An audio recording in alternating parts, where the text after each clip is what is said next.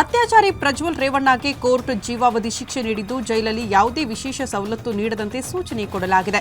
ಪರಪ್ಪನ ಅಗ್ರಹಾರ ಜೈಲರ್ಗೆ ಕಾರಾಗೃಹ ಇಲಾಖೆ ಅಧಿಕಾರಿ ಸೂಚನೆ ನೀಡಿದ್ದು ಕಾರಾಗೃಹ ರೂಲ್ಸ್ ಫಾಲೋ ಮಾಡುವುದಕ್ಕೆ ಎಚ್ಚರಿಕೆ ನೀಡಿದ್ದಾರೆ. ಪ್ರಜ್ವಲ್ ರೇವಣ್ಣ ಇರೋ ಸೆಲ್ ಬಳಿ ಸಿಬ್ಬಂದಿ ನಿಯೋಜನೆ ಮಾಡುವುದಕ್ಕೂ ಕೂಡ ಸೂಚನೆ ಕೊಡಲಾಗಿದೆ.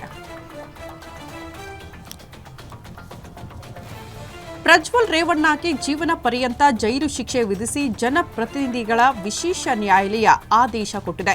ಇನ್ನು ರೇಪಿಸ್ಟ್ ಪ್ರಜ್ವಲ್ಗಾಗಿ ಎಚ್ಡಿ ರೇವಣ್ಣ ಹೈಕೋರ್ಟ್ ಮೊರೆ ಹೋಗುವುದಕ್ಕೆ ಸಿದ್ಧತೆ ನಡೆಸಿದ್ದಾರೆ.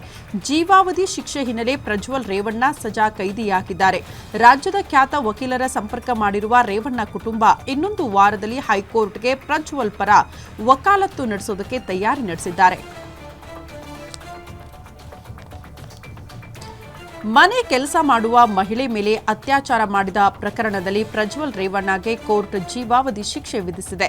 ಕೋರ್ಟ್ ತೀರ್ಪಿನ ಬಳಿಕ ಎಸ್ಪಿಪಿ ಜಗದೀಶ್ ಪ್ರತಿಕ್ರಿಯೆ ನೀಡಿದ್ದು, ಪ್ರಜ್ವಲ್ ರೇವಣ್ಣಗೆ ಬೇರೆ ಬೇರೆ ಸೆಕ್ಷನ್ಗಳಿಗೂ ಕೋರ್ಟ್ ಶಿಕ್ಷೆ ವಿಧಿಸಿದೆ. ಅಮಾಯಕ ಹೆಣ್ಣಿನ ಮೇಲೆ ಅತ್ಯಾಚಾರ ಮಾಡಿದ್ದಾನೆ. ಸಂತ್ರಸ್ತೆ ಸ್ಥಿತಿ ಏನು ಅಂತ ಕೋರ್ಟ್ನಲ್ಲಿ ವಾದ ಮಾಡಿದ್ವಿ. ಬದುಕಿರೋವರೆಗೂ ಅವರು ಶಿಕ್ಷೆಗೆ ಗುರಿಯಾಗಬೇಕು. ಜನಪ್ರತಿನಿಧಿಗಳ ಕೋರ್ಟ್ ಮಹತ್ವದ ತೀರ್ಪು ಕೊಟ್ಟಿದೆ ಅಂತ ಎಸ್ಪಿಪಿ ಜಗದೀಶ್ ಹೇಳಿಕೆ ಕೊಟ್ಟಿದ್ದಾರೆ.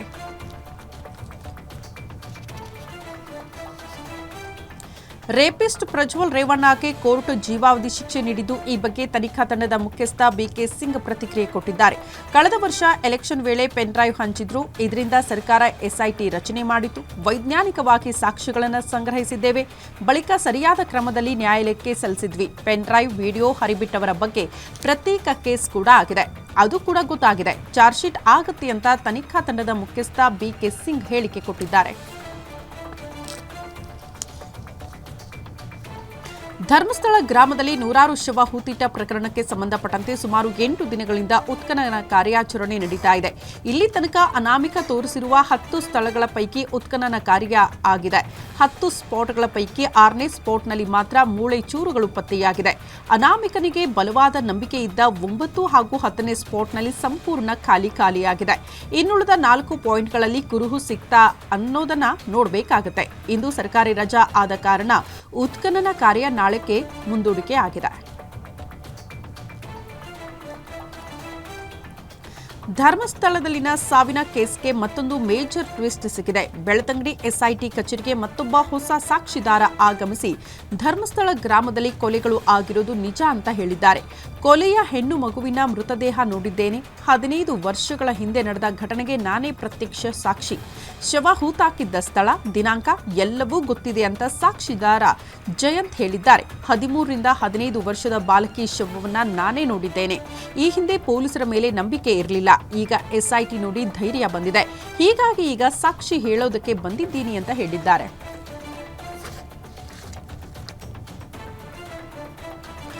ಧರ್ಮಸ್ಥಳದಲ್ಲಿ ಮೂಳೆಯ ಸೊಂಟ ಸಿಕ್ಕಿಲ್ಲ. ಇದನ್ನ ಪುರುಷನ ಸ್ತ್ರೀನ ಅನ್ನೋದು ಬೇಗ ಗೊತ್ತಾಗಲ್ಲ.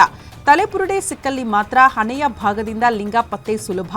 ದವಡೆಯ ತಳೆಭಾಗ ರೌಂಡ್ ಆಗಿದ್ದಲ್ಲಿ ಮಾತ್ರ ಹೆಣ್ಣು ಅನ್ನೋದು ಪತ್ತೆಯಾಗುತ್ತೆ. ಸಿಕ್ಕ ಮೂಳೆಗಳಲ್ಲಿ ಅಸ್ಥಿ ಮಜ್ಜೆ ಇಲ್ಲವಾದಲ್ಲಿ ತನಿಖೆ ಕಷ್ಟ ಆಗಿದೆ. ಮಣ್ಣಿನಲ್ಲಿ ಹೂತ ಬಳಿಕ ಶವ ಎಷ್ಟು ವರ್ಷದವರೆಗೆ ಇರುತ್ತೆ? ಸ್ಟ್ರಾಂಗ್ ಬೋನ್ ಕರಗುವ ಸಮಯ ಎಷ್ಟು ಹಿಡಿಯುತ್ತೆ? ವ್ಯಕ್ತಿ ಕೊಲೆ ಆಗಿದ್ದೆಲ್ಲಿ? ಶವ ತುಂಬಾ ಆಳದಲ್ಲಿ ಇರೋದಿಲ್ಲ. ಮೂಳೆಗೆ ಪೆಟ್ಟು ಬಿದ್ದಿದ್ದಲ್ಲಿ ಮಾತ್ರ ಅದು ಕೊಲೆ ಅಂತ ದೃಢ ಅಂತ ಎಫ್ಎಸ್ಎಲ್ ತಜ್ಞ ಡಾಕ್ಟರ್ ಅರುಣ್ ಮಾಹಿತಿ ಕೊಟ್ಟಿದ್ದಾರೆ.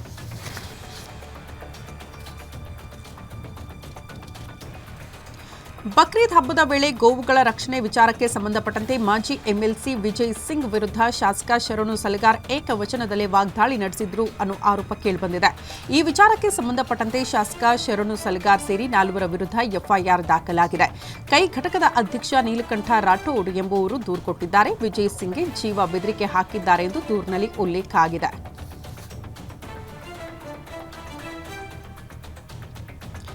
ಗುಜರಿ ಗೋಡೌನ್ಗೆ ಬೆಂಕಿ ಬಿದ್ದಿರುವ ಘಟನೆ ಬೆಂಗಳೂರಿನ ಪೆರಿಯಾರ್ ನಗರದಲ್ಲಿ ನಡೆದಿದೆ.